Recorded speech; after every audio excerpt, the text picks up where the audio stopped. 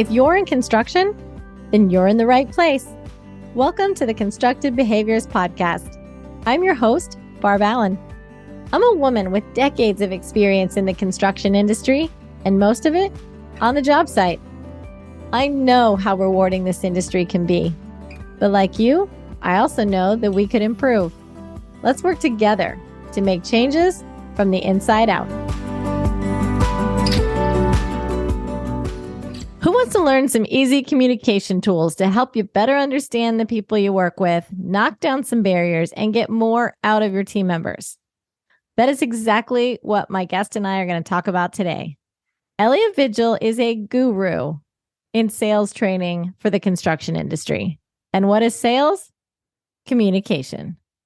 Welcome to the show, Elliott. Thank you so much, Barb. I really appreciate you having me here today. I am super excited that you decided to be my first guinea pig and my first interview. And I know that you're going to be epic because your personality and all the videos that you post is amazing. So tell us a little about yourself. Before we get into communication, you and I have both left our jobs during the Great Resignation and just within the last few months started our own companies doing things that we've been doing for our entire careers. So tell us a little about what you're doing and what made you start out on your own. Absolutely. So the universe is a wonderful place where oftentimes if you're comfortable, you won't move from your seat. And I was blessed enough to have the company that I had worked for, Ahern Equipment, get sold to United Rentals for like $2.2 billion. And all of a sudden I found myself out of a job. And, I love training sales reps. It's my favorite thing in the whole world. So I went on to LinkedIn as personal therapy, where I sat there and I said, look, I'm going to put out some training videos just to help me get all that's in me out and helping sales reps that are selling to the construction world, that are selling to the rental industry. I want to just get this out of me. And lo and behold, if you know this, Barb, if you bring value to the market, they'll come pounding at your door. Yes, they do. Yes, they do. And from what we talked about before we started recording, you are having a lot of success with that now. And congratulations to you. Thank you so much. Yeah, I'm blessed. So people are probably wondering how we actually crossed paths for the first time. And we just crossed paths for the first time a few weeks ago at ConExpo in Vegas. So with your experience in the construction rental business, I'm assuming that was not your first time to ConExpo? It was not my first time to ConExpo. It's actually my fifth time to ConExpo. And considering it only happens once every 3 years, I kind of dated myself there. Oh, yes, you did. But that's okay. My gut says we're not too far apart in age. Okay, so it was my first time. I've always wanted to go, but I'd never had an opportunity or reason to actually go. And I've been in the industry for 30 years and never been. So it was an amazing experience for me. Since it wasn't your first time, were you there all week? I was there the entire week. And did you get to explore everything, or were there certain areas you focused on? So I try and check it all out. I believe in really learning the industry. But I did a lot of classes. I attended your class, which was epic. I realized that when I go, I want to make sure that I learn. So, you can go out to, a lot of people go out to network. Some people go out to learn. Some people go out to buy. Some people go out to sell. There's a lot of reasons why people go out. And the biggest thing is spending time in your hotel room is not the right answer.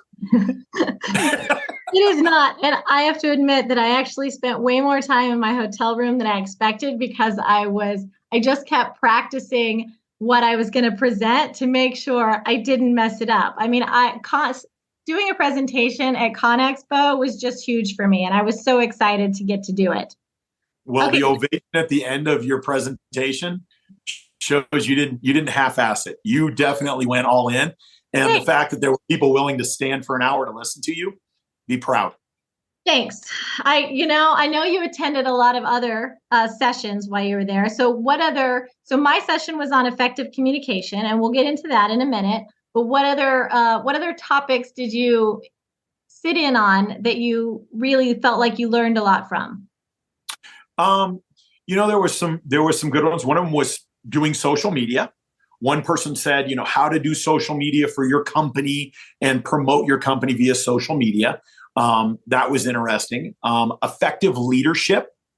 One of the gentlemen did, how to hire and retain great people. That was a popular one. He had a pretty good topics to go on. I also did one where it was, should you own equipment or rent equipment? So I had a lot of classes that I went to, and they were very diversified, just with trying to make sure that I could absorb it and bring it back to the market. So what about the topic that I presented on, effective communication, made you want to attend? Because I'm going to be honest, I honestly, and I think I may have told you this, that it was not my topic. It was given to me to present on. And I'll be honest, I was not sure that there would be many people. I was honestly expecting to come in to like a 30% full room. And I walked in 20 minutes before and it was already 50% full. And then by the time we started, people were standing and sitting everywhere. What is it that made you want to come in for that particular topic? Well, so I was sitting in there an hour before and I grabbed the first seat because that's why I was sitting in row number one. With that being said, communication is everything. And this is that every one of us, we were briefly discussing that construction is a team game. If you're going to sit there and you're going to say, hey, I'm baking a cake or I'm painting a painting, by all means, it's just you. Have a great time. But communication is critical when it comes to construction. I've never been on a construction site that didn't have teams of people. And all those teams have to work inside of a bigger team. And everybody else has to make sure that they're not interfering with each other. And effective communication is king. And the thing is when you really go out and you look at a job site, there's a reason why we have team meetings. There's a reason why they have subcontractor meetings. There's a reason why they have safety meetings. There's a reason why they have planning committees. All of these things come together because communication is king. And it's actually more paramount. You can't be a hobbit and be in construction. If you don't get out and talk to people in construction, you're going to end up building something that nobody else wants to be a part of. And that. And by sitting there, when you have upwards of 100 people either sitting on the floor or standing in the back because the room wasn't big enough, the value of great communication.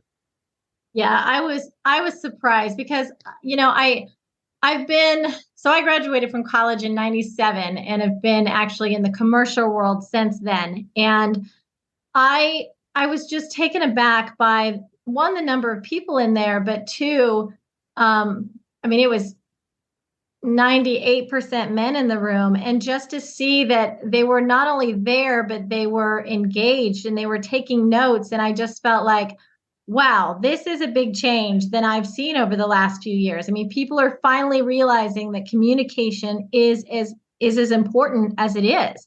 And you're going to be way more successful if you learn how to communicate with individual people instead of the old school way of this is how I work. You either like it or leave. And it was really moving for me to see what I saw. So what were there any particular takeaways or something that surprised you that I said during that presentation? You covered a lot of great stuff during the presentation. I think the big one is that people understand that there's a lot of different avenues to communicate. I loved the fact that you went down, you can sit there and you can do interpersonal communications. You can do Zoom meeting communications. You send out emails, you send out text messages, and every single one of those has a place. And you have to understand not only the benefits of them, but what's the downfall? what gets lost. And when you're sitting down and you're talking to people, that group communications are different than individual communications, understanding your body language, understanding your tone, understanding your stance and proximity to another person. Every one of those was critical in making sure that each one of us understands, because we don't often see ourselves talking. All we do is we see others. Right. So it was kind of interesting to do a self-evaluation of, how do I communicate? Yeah. And speaking of how you communicate on your own, one of my biggest takeaways, and I touched on this in the presentation, was the difference between male and female conversational styles. And this is something that I learned so early, so quickly when I started my career, that I was like, I mean, they would yell and scream at each other, two men, and like 10 minutes later, it was as if it never happened. And women in general do not communicate like that. And I was like, okay, I have to figure this out, because I can't leave a conversation that happens like that and take it personal and hold the grudge because they're not doing it. So it's just going to make me miserable. I have to figure out how to do this. I literally went to Barnes and Noble and bought a book about communication skills so that I could learn how to do it better. I mean, That's male right. and female communication styles. And granted, back then, I thought it was important that I learned male communication styles. And now I think it's really important that men also learn female communication styles, because it's not about women adapting to men anymore. We need to work together. And those traits that we each have are good and are bad. And together, that's the best combination. Absolutely. And being that I believe 2 weeks ago was Women in Construction Week, every one of us understands the value that a diversified workforce brings in. Female in the workplace, no one's going to argue. Women have a massive, great, God gifted them with a massive attention to detail. And on the job sites, oftentimes guys go running through and they're blowing and going and ripping through the job site. And to have someone's attention to detail like that is an absolute blessing. It's an actual skill set that a lot of people miss. And if you don't bring that diversification into your job site, you're missing somebody who has a natural gift and talent that can make your job run a lot easier. But you got to know how to communicate with those people. Absolutely. I think the other big difference is that men are very task oriented and women are very relational oriented. And that comes out very much in communication. Men are like, what is it? Here's my job, blah, blah, blah. I'm going to go do this. And women are trying to make a connection as they're having a conversation about what needs to happen, and figuring out the balance of how much to elaborate to a certain person to make sure the communication goes well versus how much to communicate to another. So I've got a great story. So obviously, being that we're both in construction, as I go out and I train female sales reps coast to coast, what we find is that as the female sales reps go into the job trailers and they go call on the construction site, there's kind of a stigma with females going into the job site. They're young, they're cute. Most of the time, the guys let them into the trailer. And when they let him into the trailer, it's more to flirt with them or get to know him, or it breaks up the monotony of the day. And what we don't do is we don't take time to actually find out what those women know, what value they bring to the company, what skill set they have in the construction realm. And as you know, Barb, with all of your over 30 years working in the construction industry, is each time you would go to a job site or you'd go to a project, there was a stigma of, well, there's a female on the job site. She was hired to diversify the workforce. But the problem is nobody took the time to sit down and actually get to know, well, obviously she's here for a reason. So she had to pass somebody's test. What skills does Barb bring to the job site? What talent does she have? What knowledge does she have that's going to enhance our team? And the problem that each one of us has as leaders, it is our job, our responsibility, our goals as leaders to look at each person that is on our job site and find out how we can best utilize their skills and talents. There was a study that was just recently done, and they sat there, they asked people, and you can try it in your own company. So they ask people, they say, raise your hand if you have skills, talents, or abilities that you believe would help your company be more successful that you are not utilizing? And unanimously, everybody in the room raises their hand. Now, the problem is that a problem for the employees that they have those skills and talents?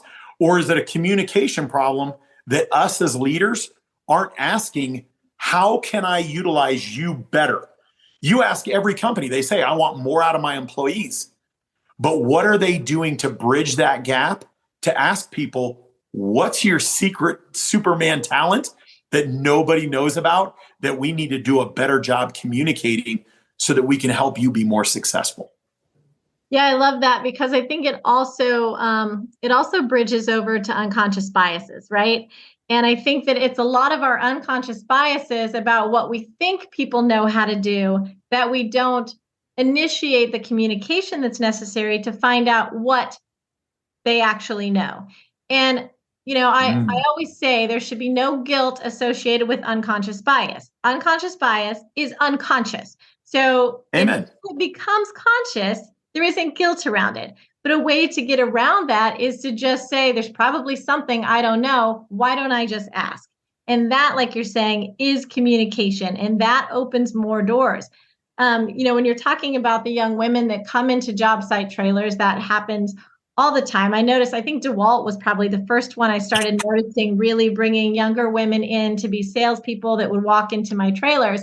And as the years have gone by, what I've really noticed is that the men on the job site, particularly in the trailer that the women are speaking with, they are so supportive of these women. Once they realize, oh shoot, they know exactly what they're talking about, they're like, oh, I'm going to call Emily, she'll know, and it's just like this. There's something about, and I don't know how we transitioned here, but I'm so glad I get to say it. There's something about the guilt that people feel when they've misjudged someone at the beginning that makes them even more loyal to them later when they realize how good they actually are. And I kind of spent my whole career like that. I mean, people from the beginning, just like you said, how did she get here? Is she somebody's daughter, somebody's sister, whatever? And then give it a couple weeks, or sometimes it would take months for some people, but then they'd be so loyal. They would have done anything to help me because they knew I was going to help them.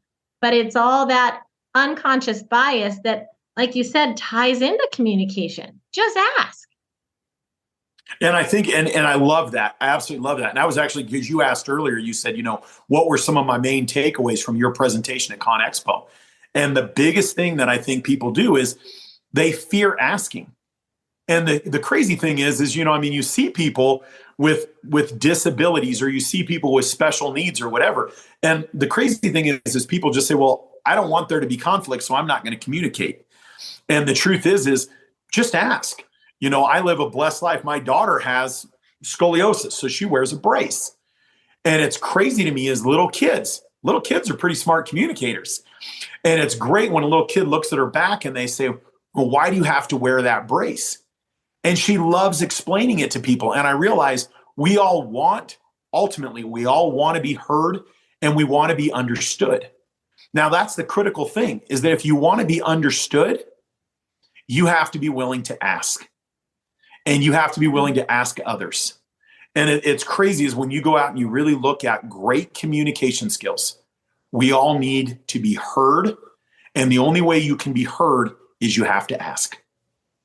I never thought about it, but if somebody would have walked into my trailer when I was a job site superintendent and had that hesitation that I always felt, but instead said to me, do you mind telling me what your experience is? As long as they didn't say it in the tone, that was wrong. If they just were showing their curiosity, I would have absolutely said, oh, I've done this and this and this and this and this. And we could have avoided that 2 weeks or 2 months of let's feel each other out. Let's get to know what each other really knows. I would have loved that. And speaking for probably most women in male dominated industries, asking that question just without attitude and just out of curiosity, so much you're going to learn. And okay, so that allows me to throw in this. So the name of my actual company is Levosity. and it is leveraging curiosity. It's the combination of those two words, leveraging curiosity to drive change. And that's exactly what that does. It is, I'm curious to know what got you this position. How did you get in this position? And that changes the whole dynamic of a relationship. It's communication. Absolutely. And then you also understand where people are coming from. And understanding people's perspective of how they've come to be where they're at. Like if my daughter ended up going into construction, she could literally say, she's like, my dad's been doing construction for his entire life. It was an easy transition for me. And she would get street credit just because of the fact that, by hanging out with people that do it. I know people, as I sat there at ConExpo, they had a young lady there who drove around excavators. And she's like, it's what my dad's company does. She gets mad street credit. But you realize somebody would be like, oh, yeah, they just hired you for diversity. No, she's been driving equipment just like my daughter.